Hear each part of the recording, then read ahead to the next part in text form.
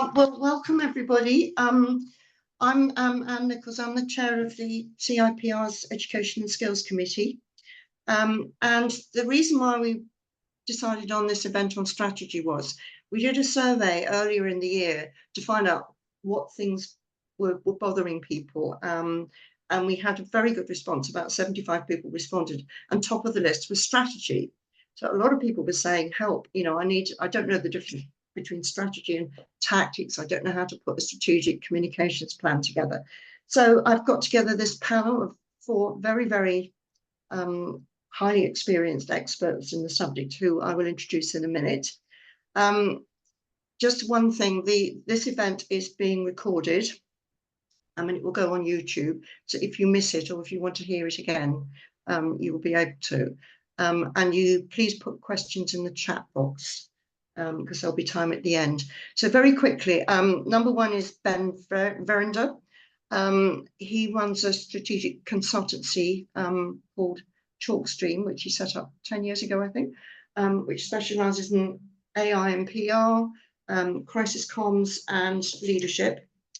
And then we've got Emma Leach, who is probably, I think she'd be very modest, but I think she is the most experienced communicator in the UK in higher education. She's worked in 8 universities, mostly as a director or senior manager.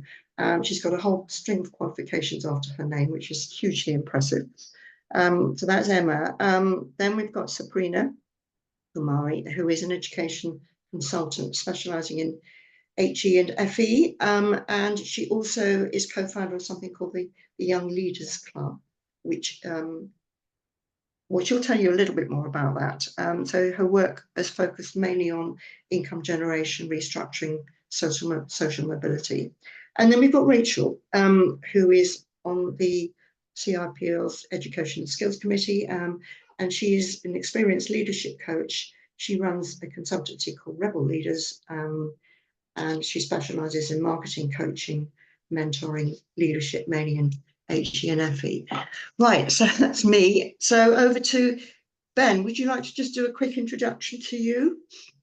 Yeah, it's a delight to be here. It's so lovely. So really, people that I've known for a very long time, and it's really nice to meet Sabrina, who I think we haven't met before. So it's a delight, and see some familiar names on the participation list as well. So yeah, some background in lots of different types of journalism, and then I was the communications director at the Association of Colleges for quite a while, and then for the last 13 years, been working with Chalkstream as MD of Chalkstream founder, and we now do most of our work around artificial intelligence and public relations, mostly helping organisations and particularly public relations teams adopt AI, and then a lot of leadership communications team development, leadership and senior team communication development, with a bit of crisis comms training as well, and quite a lot of strategies involved in that. So that's me. Okay, Emma. Thanks, Anne. I think you were very kind when you were saying experience. I think you mean old. I've worked in HE, comms and marketing for 27 years now. Prior to that, I started my career in fashion and consumer PR, and then local government, then partnership working for 9 years before that. I am currently Global Marketing Director at Heriot-Watt University up in Scotland. So I'm based up in Edinburgh these days. Apologies in advance, everyone. I have a little bit of a sore throat and a cold, so I'll do my best to keep focused today. Outside of work, I'm a lead assessor for CIPR Chartership, also co-chair of judges for Pride and Excellence Awards, and I'm involved in all sorts of other things to do with mentoring, coaching, leadership for colleagues across the sector. Thank you. Right, Sabrina, you're muted at the moment. Can you unmute yourself? Yes, I am, sorry. That's okay. I think it's also really difficult to go after Ben and Emma. So I've worked in education leadership for about 20 years now. I'm currently a founding director for something called the Young Leaders Club, which is a social mobility initiative aimed at supporting young people from a range of backgrounds with soft skills to get into the next stage of their career or education. And like Emma, I'm currently based in Scotland. I am self-employed, but I'm currently, one of my clients are at Dundee University, where I'm looking also at their Globalisation Directorate. Lovely. And then Rachel. Hi, I'm Rachel Till. I have been working in education, marketing and private sector as well for over 20 years now, starting out at the Learning and Skills Council and then going into FE, and then starting my own marketing and PR agency where I worked with around 15 colleges and universities on all kinds of marketing and comms and community engagement initiatives. And then a few years ago, became a coach, retrained as a coach with the International Coach Federation. And now I work as a coach to head teachers and executive leaders in Mattress as part of the NPQEL programme. And I also founded the Marketing Leaders Club because I'm really passionate about marketing and comms people having more, developing their careers and having more of an impact across the organisation and in society. So that's me. Looking forward to this conversation. Right. Thank you all. Right, first question, obvious one. What is a communication strategy and how does it differ from tactics? And we're going to kick off with Ben. In a broader term, so I'm really lucky. I had helped develop the communication strategy for an organisation called ZSL, Zoological Society of London, and I ended up being their strategic advisor on their conservation strategy as well. So I've had quite a fun time helping develop organisational strategies as well as comms strategies. I mean, strategy essentially is any plan that you're developing that's going to affect or improve your efficiency and effectiveness. So for an organisational strategy, for a communication strategy, sorry, that's about ensuring that it serves you, whatever you're doing, services organisational priority. So you're not off doing something that isn't going to help the organisational client, that you're fitting your activities to resources, that you're coordinating with others, that you're measuring progress. So it's really about having forward planning for effectiveness. More broadly, we might think about strategies as particular types of frameworks of applying over the top of our activities, so to help us organise ourselves. So classic one of these, if you're in government, you might know the OASIS framework, which is a planning framework for you to sort of make sure that your campaigns in particular are most effective. For me, I have a really simple communications strategic framework. It's pretty straightforward. It consists of 5 questions which overlap across the kind of what you might consider to be a standard strategy. So where are we now? That's the situation analysis. Where do we want to go? That's your goal. How do we want to? How will we know when we've got there? That's your SMART objective. How are we going to get there? Generally, that's your strategy, your approaches. Your how are we going to get there specifically? That's your tactics. And then finally, actually 6 questions. Finally, it's how are we going to measure progress, which is your evaluation and measurement. But generally, strategy is really all about thinking about your approach and forward planning, forward thinking. So, and it can be just as simple. There's a very small, I teach strategic planning, and there are some really small, very light touch kind of strategic frameworks like the NOS framework, NOSC, which is really just a series of questions that you ask to start thinking and forward thinking about what you're doing, but it's making sure you're proactive as opposed to being reactive. Thank you. Right. Next one is Emma. Well, I think Ben's answer was top of the class there in terms of being comprehensive. So I'm going to go quite short and succinct on this. So for me, it's the strategic master plan, and it's the framework, and it's about aligning with organisational strategy, and it's really getting focused on the what and the why type issues, and understanding what people mean when they're asking you in the first place for we need a PR strategy, we need a communication strategy. What do they actually mean, and what are they hoping to achieve by that? And for me, the tactics piece, I know in the original question you asked about the difference, and that's very much about the implementation and the doing. So the strategy for me is the guiding hand, and the tactical piece is, how are you building what you've actually designed and where you intend to be. Thanks. Sabrina. I'd like to just add on to that by saying I think about it more in a romantic way. I think about it as the thread that runs through whatever it is, whether it's the project or the overall strategy for the organisation you're working to at the time. But for me, it's a very important reminder about why we're doing what we're doing, because often your tactics, and they should and have to change, because we have to be agile in the world and the sectors that we're working in. But I think that the strategic part of comms and PR is about that thread that remains about what you're doing, what the end goal is, but also helps you anchor down to what the actual project is and what the outcomes are supposed to be. So the difference between that and the tactics is that the tactics have to be agile, but the strategic element of that means that it's a timely reminder to all the colleagues working on it about what you're doing and why you're doing it. Rachel. Yeah, well, I'm going the last Like time. I was going to think of something different to say to everyone else. I think for me, everything that everyone else has said, for me, in current times, it's more about being agile, as Sabrina says. Obviously, it's all constantly going back to that why. Why are we doing this? Are we doing it the best way? How are we evaluating it? Away from those vanity metrics. And for me, it's definitely not about a document that's done once and stays there. It's about kind of every time you present in the boardroom, every time you brief a supplier on what you're trying to achieve. It's a living, constantly evolving thing for me. I once remember having a crisis comms strategy that was kind of written, and then it was in a brown envelope and kind of stored in bed in case of an emergency. You know, it's definitely not that. It's something that we kind of live and breathe and bring people. I think it's our responsibility as communicators to bring people back to what is the strategy. We've all had that experience where we've had someone appear at our desk and ask for a leaflet, or you know, a face, probably in modern times, a social media post.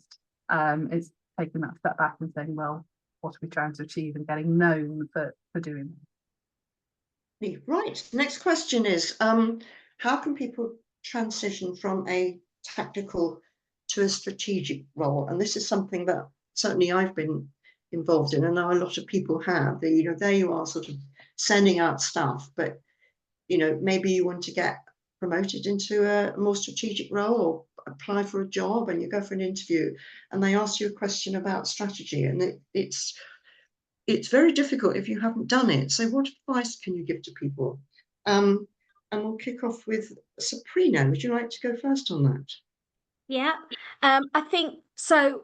Although it's really tempting to, when you are in an interview, to embellish the truth around what you're doing, and obviously that happens all the time, I think actually it's a step before that, and it's what's in your current role, what can you learn, and how can you develop the skills that you're working with at a higher level.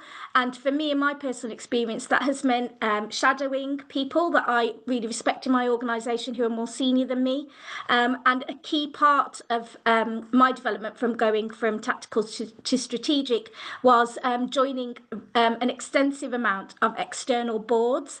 And I think for me, this is really key, because it meant that sometimes you have restrictions in organisations around structures, around opportunity to shadow, whereas if you're being part of a board or you're volunteering as part of a board member, you get to learn skills so quickly because they're reliant on board members working together. I think the other thing as well is you've got to come out of your comfort zone, and that means asking, hi, can I attend this meeting? I think I'd be really interested in it. Or asking people if they're having a conversation about something that you know is the next step that you want to do, asking them for a coffee to speak about it. We can only take that step if we learn, but that sometimes means pushing at doors that we're afraid to push at. Often, and I know I'm speaking from my experience in education, people are welcoming and they're willing to support you and nurture you in that journey. It's just about being sure and stoic about those opportunities, and if there aren't any opportunities internally, making sure that you really leverage any external opportunities you can and build a network for yourself. Oh, and get a mentor. Yeah, I think I'd add to that, sometimes volunteering as a trustee is a good way to actually get that experience. Right, Emma, I'm just thinking, going into a large organisation like a university where there's just so many different strands to the job, I mean, where on earth do you start in transitioning from tactical to strategic? So I think there's an old adage that, you know, the more that people do, the more that they get given to do. And sometimes people, very strong and gifted people, get stuck in operational roles because they're the doers in the organisation. So I always advise people to take a step back and almost look at the specs for the jobs that you want to be doing. That will also give you the criteria, and it'll give you pointers for things where you can actually do a little audit for yourself and work out where the gaps are. So it will also help you frame the narrative and look for where you've already got strengths and how you can articulate them so that you can show that you're genuinely strategic. But it will also identify areas where you might have a gap and you might want to join a board, do some additional training, think about projects that you can engage with that will give you that strategic evidence that you might need to kind of fill in the gaps. I think there's also something about using the language of strategy and what you're doing. Just a snippet here, I quite often will push the CIPR Progress mentoring scheme. It's free, by the way, for anyone listening, just in the way that Sabrina mentioned. But when we're doing the chartered assessment days, one of the biggest things that people tend to go wrong on is they dive into the tactical and they don't stay focused on the strategic. So in the interactions you have with people, particularly within an organisation where you need to show and demonstrate your strategic ability, stick to the strategy. It's really tempting to tell them exactly how you're going to do it all and jump, but straight away you're into the reads. What they're wanting to hear from you is, what's the vision, what's the framework, how does this support organisational objectives, what are the KPIs, what are the benchmarks for success, how is this particular line of delivery going to put you in a better strategic place versus competitors or similar. So a couple of things there. I think all the advice that we've heard so far is really strong, but I think there's also a little bit about self-reflection and that auditing piece, and what do I need to do to get from A to B? Are there any skills that I'm missing? Are there any experience gaps? Are there any projects I can get involved in? And also, what am I willing to commit to in my own personal time? And what potential have I got for being supported by my employer? Thank you, Rachel. I think for me, some great advice already. One of the things I always kind of talk to people about, especially in education, that really was important to me from early in my career is to, particularly in the current climate, is to talk about the business problems, to talk about money, talk about income, retention, productivity, and to really make sure that that is what we're focusing on. You know, I always spoke about my role in FE as being responsible for taking turnover from 11 million to 27 million. I make no apologies for that, because it's not just about getting bums on seats, but it is about the survival of these organisations. It is about the student experience more and more and more. We have to have a seat at these tables. We have to bring our skills to these business problems. And so I think it's really, you know, just as basic as talk about the money, talk about the income that you're trying to generate, and the retention that you're trying to achieve to safeguard that income.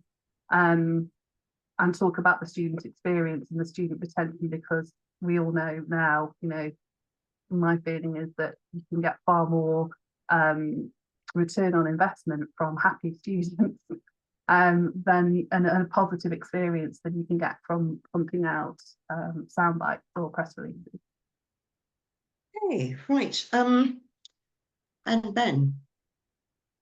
No, all absolutely super. I mean, the question why, you know, is always so useful. I think I've been an assessor with Emma over the years, and might do so again at some point, and a mentor as well. And I'm thinking about quite a lot of conversations I've had in those experiences with individuals who may be really wanting to be strategic or more strategic, but they're in a team that might be led by somebody that isn't strategic. And or where they're in a team where the activity looks to be predominantly tactical, and it might be somebody who's like, how do I get myself, how do I become, and doing everything that everybody else says is absolutely spot on. There's also sometimes it's about managing upwards as well, and a strategy is as much about what you're not doing or not going to do as much as it is about what you're going to do, right? Because it's determined by your approaches. So a strategy can be a really effective shield against what I call predation. You know, as Rachel says, the knock on the door, can you just do me a poster stuff, right? Which you're all subjected to all the time. A strategy is a way of protecting a team against predation so that you're focusing on your efforts on the things that matter most to the organization. And that's one way to talk to maybe a communications or a marketing director about why do you need a strategy? Well, you need it to protect us as a team. And then sometimes actually I've had mentors who've put their directors, their leaders through strategy training in order to have a much better effect on their careers. So absolutely completely concur with everybody else says, but sometimes it's about really effective management upwards, because without that, you might be stuck in a job that is with all your development will just never be, you're going to be tied to a load of tactics, and you want to be strategic, but you can't express that in the way that you might want. Right, I'm going to ask each of you now to just give me an example from your own experience of how you've approached developing a communications or PR strategy for a client or your own organisation. Where on earth do you start? How long does it take? And I'm going to kick off with Emma there. So I think the answer to this one, Anne, is how long is a piece of string? And I think quite often when people ask initially for that, we need a PR, we need a communication strategy. It's because all the other big boys have them, frankly, and sometimes they're not actually very clear about what they want that strategy to deliver. So there are some hard questions to ask at the beginning of the process in terms of their expectations, what they're hoping it will achieve, so that you can actually pitch correctly to go through the process. As Ben, Sabrina, and Rachel and others, we all kind of commented on at the start of the process. So for me, it's about doing the hard kind of questions why they want it, but it's also understanding and listening predominantly at the early stages, doing the background reading, particularly in terms of any institutional strategic documents, annual reports, reviews, etc. But it's listening to voices in the room, because actually everybody in that room asking you for the communication strategy has something different in their head. So there's a little bit about understanding individual agendas as well as the corporate agenda, that as a senior marcoms professional, you have to be able to balance and manage that. And there will be disparate views about what the communication strategy needs to do. So you might actually start the process almost as a mediator, balancing out different views, understanding dynamics within the organisation, the power dynamics, linking it back to all the things that Rachel specifically talked about. So, ROI, investment, etc. But if you work in universities, I think a number of you on the call will do, there's that tensioning off between, well, where are the sources of income, and what's the balance for your institution? But actually that might not tally with whose voice is loudest in the room. So there's quite a lot for you to do around navigating the politics before you actually get into the strategy, because actually if you've not thought through the politics as well as doing a rigorous job of the strategy, it will fail at the first hurdle. So that might be a slightly controversial point, and I think I'd be delighted to hear what others have got to say on this. Rachel, you've worked in FE and HE as well. I mean, have you got a good example there, or a comment you'd like to make on what Emma's just said? I think very similar to Emma. I think probably one that springs to mind is when I was involved in a big community engagement project where we were building a kind of £80 million new campus, and there was quite a lot of a regeneration project involving several stakeholders in order for that to happen, and kind of really looking at it across the board, the kind of public affairs aspect, the community engagement aspect, the kind of, and for me it's all about that big question of why, obviously. Who do we need on board? Are we, I think nowadays in newer times as well, are we the best place to get this message on board, to get this message across? Like, obviously you've got the central communications function, but sometimes there might be a quicker route, outside the education sector. We might be talking about influencers or whatever, but it's, are we the best place to get this message across? Who might be the partners or the intermediaries that might also have access to the groups who have a real interest in this, and we don't have that relationship with them? What could derail us, like starting from what could derail us on this? What could how are people going to feel? Empathy plays a big role, I think, in all communications plans. How do we want people to feel? How are people going to feel?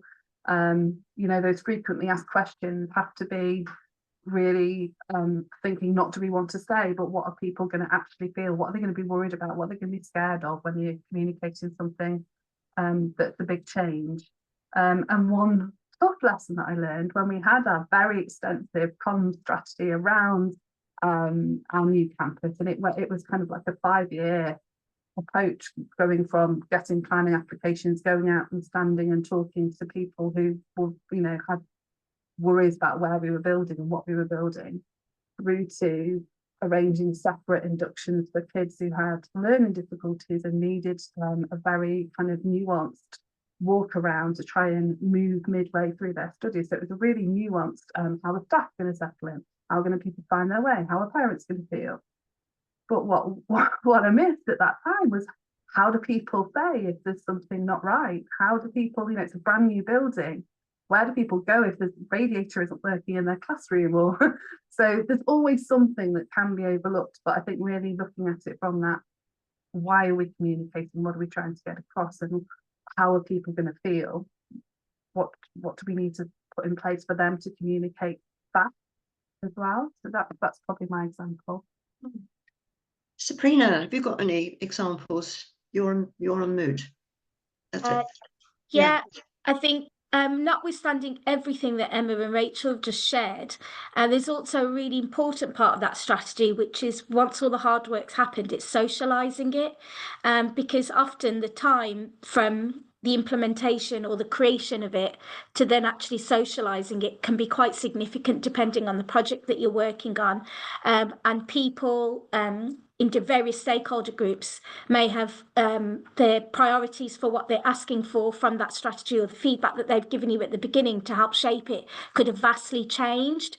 And a key example that I've got about this, I've worked with an organisation just recently who were going through quite an extensive rebrand process, and the rebrand that they've started had been picked up and put down, picked up and put down over a 3-year period. So it was incredibly vital that the information or the stakeholder groups that they consulted with at the beginning of this process, some of them, for example, didn't even exist. Some of them had rebranded themselves and pivoted their own organisations. So how they felt about this piece of work wasn't even relevant anymore. So the insights that were informing that strategy were vastly out of date. In the end, I think it's really responsible at that point to go back and say this work needs to happen again. Because if you're creating a strategy that's going to inform something as large as that, and you're using out of date insights, the way that the tactics that you're employing for that strategy are going to be incorrect. So I think my example would be around the socialisation and just checking back to the fundamentals of that strategy. Where have you been agile and pivoted, but notwithstanding the work that you're going to have to do to socialise any of the work that you're doing and the strategy moving forward?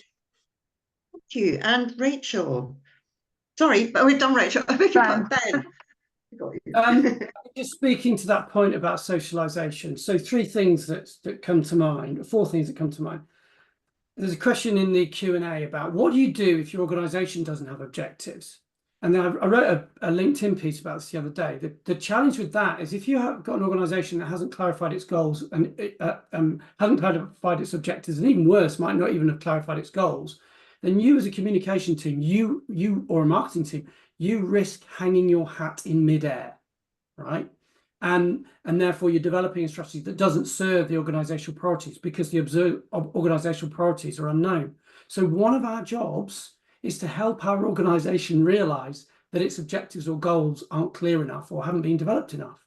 So we're a management function, so we need to step up to that role. So that's one thing that we need to do to start off. And that can be a really useful way of socializing conversations about strategy to start off with, because you're servicing the organization by getting it to start thinking about, are we clear enough about what we're all trying to do here? Second thing is to say, Sabrina's absolutely right about situation analysis. We need to have that understanding of where we are and do that analysis, and if that changes, we need to go back and look at that evidence base. But we can use part of the situation analysis, things like Mendeley modelling or SWOT analysis or PESTLE. We can involve loads of different colleagues in that. And that's a way for them to have ownership or feel that they've got some ownership and buy into the strategy that eventually emerges. So that's a way of socialising from start. And I think, actually, I'll sort of cut the other bit, but the other thing to think about as well is, you know, you don't have to start from scratch with this. I really wouldn't recommend it. Well, you can go and see things like the CIPR Excellence Awards. There's a huge library of different, you know, good strategies. And there's actually some work that's been done about analysing what makes a good PR strategy based on Excellence Awards. So Stephen Waddington, if you Google WADS, you'll see one of his blogs was about a model that we developed using AI, and he employed, and it was really clever that he did. But, you know, there was other people that have done that kind of analysis. So you can go and have a look at where other people have done it and have been successful. You don't have to start from scratch. I mean, that moves quite on nicely to the next question. I mean, you've partly answered it then, which is how can you, as a PR communications person, how can you influence senior management? We mentioned that some senior management may have no idea about what a strategy is or what a communications or marketing or PR strategy is. How do you get a seat at the table? I'm going to go for Rachel on that. Yeah, I think for me, this goes back to kind of the needs, and it kind of ties in with the person who asked the question about what do we do when the business units haven't got their strategies in place. And things that Ben was saying, it's about managing and coaching upwards as well as across and down. You know, it's not just about, so you know, I'm a big fan, obviously being a coach, of teaching people about the power of coaching conversations. It's about positioning yourself as a facilitator, making sure that you understand the business and what's being asked. And if they're not giving you enough of a brief, I'm a big fan of kind of telling them what you think the brief is, so that you kind of caveating it. So those kind of times, just to it's kind of answering the question that was in the chat and talking about how to have more influence at the table, is make yourself a facilitator for that senior leadership team. Find out what their problems are, ask them questions like, if I could achieve anything within the next 3 months, what would that look like? And how would that help? Or what I think I'm hearing from you is that this is important and this is important. Is that what you think? And it can be as, I used to find it worked very well to have kick projects off with presentations and also with creative briefs. That said, this is what we think the brief is. This is the business challenge we believe it's answering.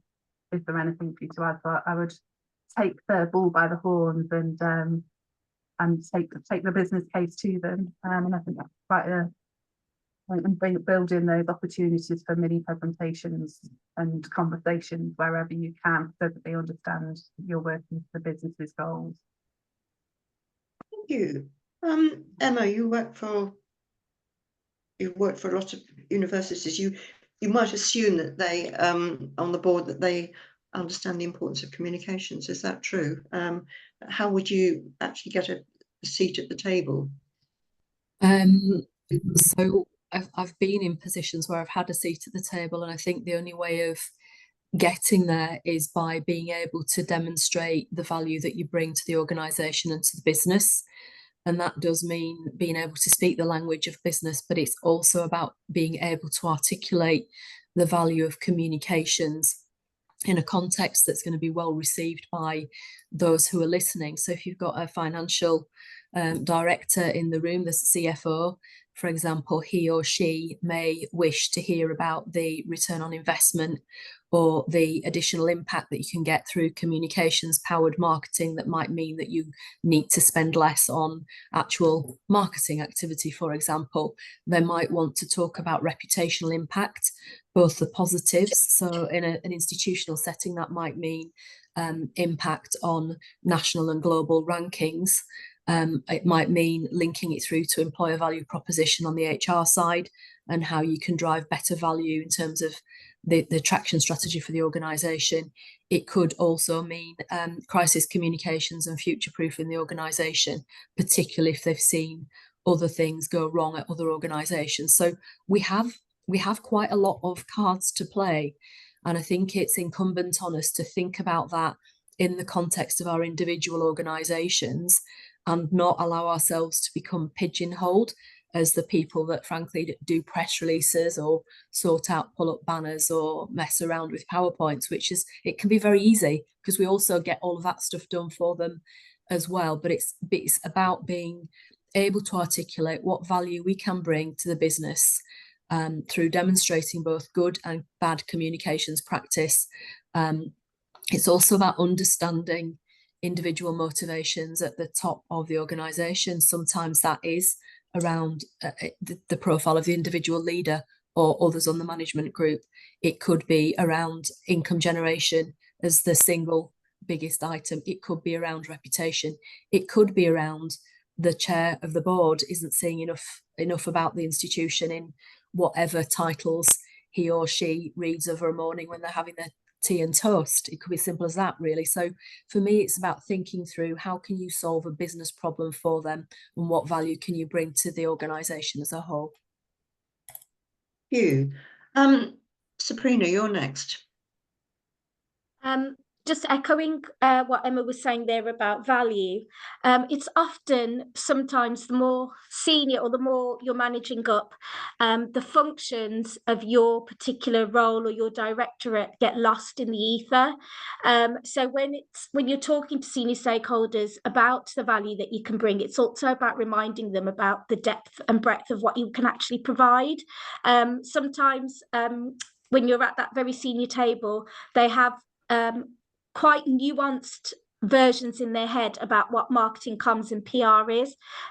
So it's about reminding them the value of it, but also how it fits into other functions as well. And I know we might come to talk about that later, but in terms of things like your HR and OD strategy, how are you socializing that? Is there a big piece of work coming up around restructure that's absolutely got to have a comms piece attached to it? So it's not just about you as an individual, the value that you can bring, but also your peers. What value can you bring to them if they've got projects that they need to work on? Because comms is that thread, PR and comms is that thread that runs not just internally, but also externally. So you have to consider that as well. So choose your allies, make some allies around that table, listen to the projects that they've got work going on, because I guarantee that there will be a comms strategy or a PR element that needs to be included in those. And that's really where you can show your value, but also you've got others advocating for you to have a seat at that table as well. Yeah, and Ben, have you got any advice on how to get a seat at the table? I mean, just to echo that's a core point that everybody else has made about, but just perhaps provide a couple of examples about making sure that you understand what's front of mind of the people in senior positions and the leadership team. What are their priorities? What are their problems that you can fix? The challenge that we have, I think, particularly in education public relations, is, I'll be blunt about it, particularly in further education, is there's a huge imbalance. I did my CIPR diploma on this, my first study, in that it's the expectations of it are limited often, unfortunately, to student recruitment, and that means that sometimes the function doesn't service other parts of the business. But if you've got a massive shortage of electrical engineer lecturers because there's a massive recruitment challenge in that, and you can fix that problem through a really strategic recruitment campaign, or you've got an internal communications need because you're working cross campus, because you're a 5 or 6 campus organization that really needs some IC development for each of those staff groups to communicate with each other. Or if you're wanting to engage in a new type of apprenticeship provision, say engineering, that you've not been in before, and that's going to require some pretty heavy stakeholder engagement with engineering firms in your region. They're not, they're way beyond the student recruitment activity, but they're likely to be incredibly integral to your activity as an organisation. So you've got to understand what are the priorities, and you've got to have quite a brave conversation of, listen, if you want me to keep doing, this stuff over here, this stuff isn't going to get done. So we need to have a more balanced and be a bit more demanding, really, in kind of our breadth of activity, because otherwise we'll be pigeonholed into being tactical. So, and that will stop you being strategic if you are pigeonholed by other people. Break free of those shackles is what I'd say. No, that's really interesting. Again, it moves very smoothly on to the next question: is how can we get stakeholders involved in strategic planning? How do you get other people? And we'll start off with Sabrina here. Thank you. I think this is about working out, first of all, who those stakeholders are. And I know we've said this a couple of times, but what do they need and what do they want out of this? Often it's about identifying, just as Ben and Emma have said, the problems or the issues that they need support with fixing, and providing that solution for them. I don't want to keep repeating everything that we've said so far, but that's the mark of what I would do. Yeah. Ben, have you got anything to add on that? Yeah, I mean, quite a lot of our work, I haven't talked about it hugely today. We're kind of doing other stuff and more other types of, more frequently other types of work. But we spent about the last 13 years at Chalkstream undertaking this kind of research. So really stakeholder research for planning. So we do a lot of work around campus development, curriculum development, for universities and colleges. So if you're building a new campus, what do your stakeholders want from you? And obviously that should inform a communication strategy. Even small amounts of research amongst the right people, let's say, 10 to 20 employers, if you're developing new provision in a particular area, it can be gold dust, as long as you're doing it well, as long as you are making sure that you're speaking to the right people, as long as that you've got usable, actionable outputs from the insight that you're generating that you can actually use, which means good research design. And make sure, it's been one of the things that I would say that education institutions tend to do poorly is really maintain your stakeholder contacts, make sure that your data is clean and fresh so that you can engage in peripatetic research with stakeholders to inform your strategic planning. We find that something that's a real challenge for, particularly for FECs, but also for school groups and universities. Lovely. Emma, we'll go to you next. Thank you. Some good points from colleagues there. I think it's about, for me, making sure it's the right stakeholders, actually, and that we keep it tight in terms of time bound as an activity so that everybody knows what's expected from them and we don't allow things to drift. I think there's also something for us to think about the politics, because you can sometimes put 1 or 2 people in a room where you might have 50 valuable opinions and 1 or 2 will dominate. So I always think about how I'm taking those inputs and sometimes smaller groups and then distilling that and using that to socialize across a wider group first can be best. And then obviously I think Ben nailed it with the research design. So make sure you're speaking to the right people at the right time. I think the other thing, particularly, I'm not sure about colleges, I guess it's the same, but universities very much, we can sometimes fall into the cult of being inclusive, which means that everybody needs to be represented in every single conversation, which is both slightly foolhardy and extortionately expensive. So I think there are different ways of getting multiple inputs from a whole raft of different groups that doesn't involve trying to set up a meeting that gets pushed back for 3 months to get everybody in a room for tea and stickers and half the folk you needed don't show up. So really just think about the best way of getting those voices in the room.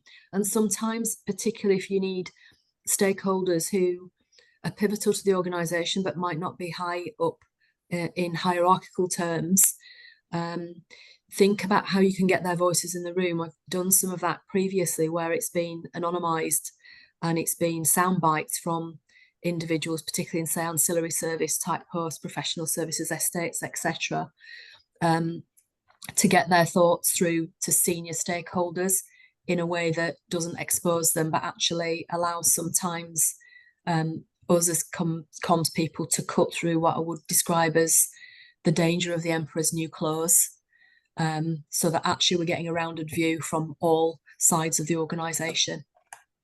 Can I interject very quickly? I'm sorry to say that Sabrina's just messaged me. She's got a fire alarm where she is. I know, I've seen that. Yes, hopefully they'll let her back in, or she's able to grab something. She's not abandoning us. She's been forced to abandon us. I've seen the message. So I was going to, yeah. Rachel, shall we go for you next? Because I had. Yes, he's got with that Sabrina for a moment. I think the only thing I'd add, because there's been so much good stuff said, is just it goes back for me to this why and this empathy of whether it's internal stakeholders or external stakeholders, which common purpose and impact is there. And I think especially when you think about this, and we talked about HR, you know, and employee engagement, you know, HR managers I work a lot more with now, HR as well as marketing, and the synergy of the problems that they have, the same. In fact, I was going to somewhere next week where they're having the same conversation about strategic versus tactical and how to get a seat to the table in HR. So where are there common problems and where can you help them solve those problems? And then externally, I think what I've noticed since coming out of the sector and being an employer and a parent and all of these other audiences of education organisations is look at the social aims and the stakeholders that sit within social aim, rather than trying to communicate with stakeholders as a group. Think, right, where are we trying to alleviate poverty? Where are we trying to increase social mobility? Where are we trying to have an economic impact in the region? Where are we trying to have an economic where are we trying to have a say nationally in government? Like, really think about the purpose and rather than to segment our stakeholders and make sure that we're having the right conversations with the right people and getting their input at the right time.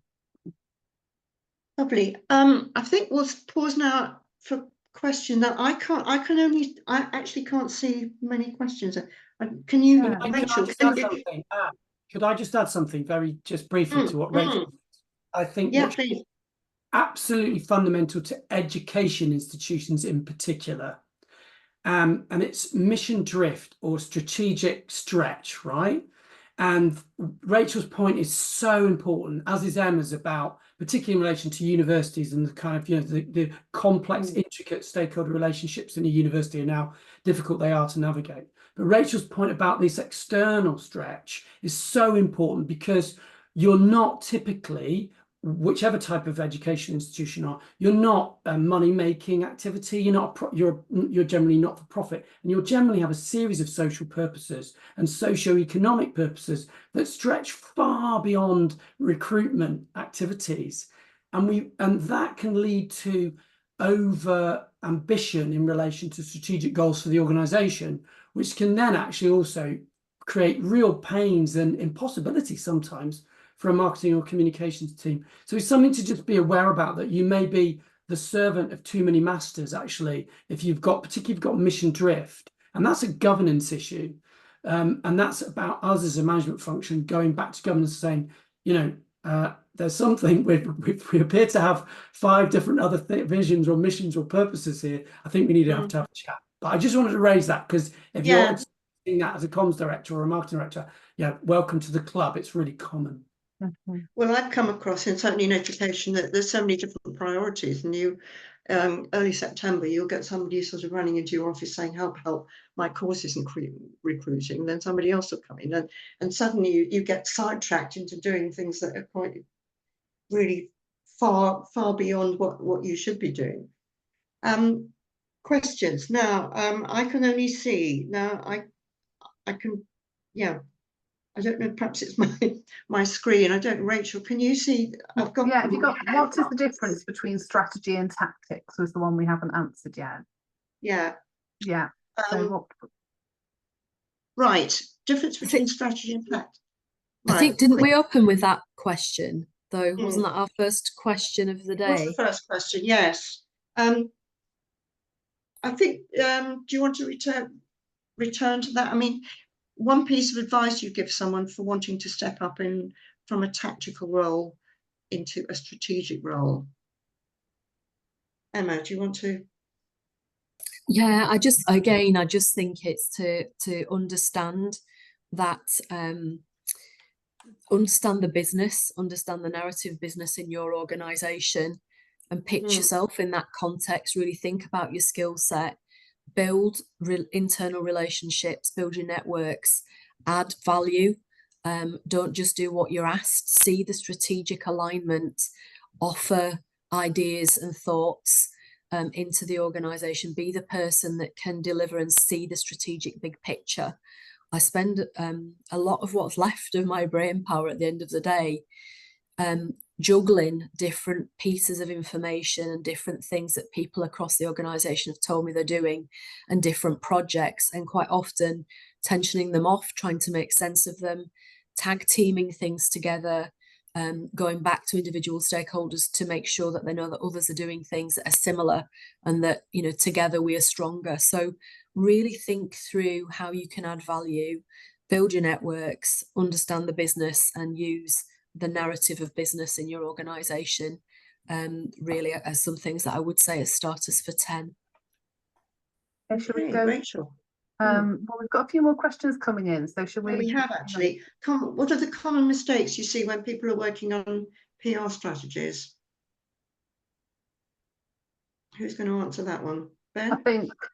Oh, Rachel, you answer that I was one. just going to say probably leading with media relations as I think less and less now, but still not enough looking at the whole kind of peso mix and looking at media relations as the central plinth. But I think probably I'd be interested in Ben and Emma's views. I think that's a great piece of advice. If you want to understand, just go and Google peso, right? Have a look at the 2024 version, the new version. So this is paid, owned, shared, earned as a different channels. The moment you look at that, thinking about media relations you just go, it's a bit like sort of somebody who's trapped in an attic and they can only see one star, and then they go outside in the garden, they go, oh look, there's a galaxy. So, you know, we've got many more. Don't be a one-trick pony. There are so many other things that we can do, and media relations is generally not going to be it, actually. Yeah. Mm-hmm. Brilliant advice from Rich. Emma. Yeah, I just think that mistakes. the advice from colleagues there is absolutely smack on the money. I think it's about thinking wider, and I think it's about also seeing what the synergies are with other areas of the organisation. So that could be, you know, you might have people who work on the political affairs side, you might have people who work on the marketing side, you might have people who are doing social media. So I think that what I often see from people who are working on PR strategies is it's very one-trick pony in the way that's being described. It doesn't necessarily think about all of the tools and the possibilities that we have available to us. And I think also people will make them quite fluffy and a little bit full of horrible corporate speak, but actually avoid sticking smart objectives in there and really thinking about how they're going to evaluate success. So we see the same. I do a lot of judging for different awards and have done for many years at different points, never any that I'm entering, I should hasten to add. But you see quite a lot of people putting out results being that, you know, everybody had a great time or we got lots of coverage. And the answer to that is, well, so what?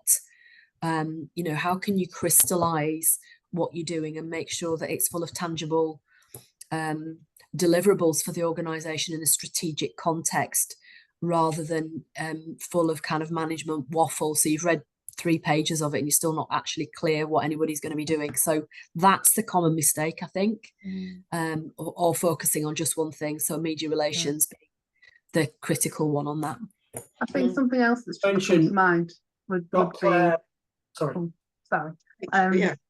would be just assuming that it's top down or single. You know, good comms got to be up as well as down, you know, making like my earlier points. I think that's something that I see quite often, is that people think, for example, employee engagement is how can we get people on board with these key messages, rather than how can we find out what staff are actually thinking and what they're saying about our organisation and whether they're going to leave. So yeah, I think having two-way communication. Right, just time for one more question and then I'll do a summing up. Don't know, I've got couple of questions from Claire Chapman, but I can't actually see them. So do you want me to read them out? I can read them out. All right, okay. So we've got 2 here. One is about, do you think community engagement nests within the wider PR and strategy? I'm gonna be really rude and bold and just answer that on behalf of everybody, because I'm going to predict what anybody else will say, which is yes, because it's public relations and they're a public. So next one is how's the feedback from stakeholders integrated into the operating plan, and examples of how this would be worked. And I'll let others answer that one. So how do you involve insight into your planning? Emma, is that one for you? It might well be, Anne. So I think in terms of insight into the plan, I tend to read a lot around all sorts of reports that are coming through from the organisation. I think it's also about thinking about what stakeholder feedback you can actually act on and what's relevant. So there's a little bit of disaggregation and sifting there, but it's more than just individuals. It can sometimes be different forms of feedback. That could be reports, it could be statistics, it could be data led actually. So if you've got a mass exodus from an organisation, that tells me that there's something wrong culturally, in the way that Rachel described earlier, and therefore we want to do something about it. So getting to the nub of the problem is part of the approach, I think, always on that. Ben, got something that you want to add to that? There's a brilliant paragraph in Strategic Public Relations Leadership by Anne Gregory and Paul Willis, which I think is in the bottom left-hand side corner of page 14. That's how many times I've read it. And it is brilliant. And it's basically about the fact that in order for our organizations to succeed, they need permission to exist, right, from stakeholders. So we need the world to give us permission to exist. And that means we need to, one of our key tasks as communications professionals is to go out to the world and ask it what it wants from us. So, you know, when you're doing a merger consultation, when you're undertaking some really meaty strategic insight generation, might be for vision, mission, values for your organization, you need that stakeholder feedback to really give you key indicators of what do these people want from us, to give you legitimacy as an organization. So that's the kind of questions you literally ask people. What do you want us, what's your priorities for us in the next 5 years? That's the kind of questions you need to be asking. And the answers, and as long as you're asking the right people and you're summarizing the answers fairly and correctly, then that's the insight that you would put into that kind of plan. Right. I think we will, just want to sum up. First of all, thank you all so much. I've just got a few insights here, things that leapt out to me. First of all, keep it simple. Where are we going? Where are we now? Where are we going? What do we want to get to? How do we want to get there? How do we know we've got there? So bare bones of a strategy. I think the second is to, if you want to develop yourself, if you want to leap from being a tactician to being a strategist, you've actually got to make the effort. You've got to shadow people. You've got to stop being pigeonholed as somebody who's just very good at one thing.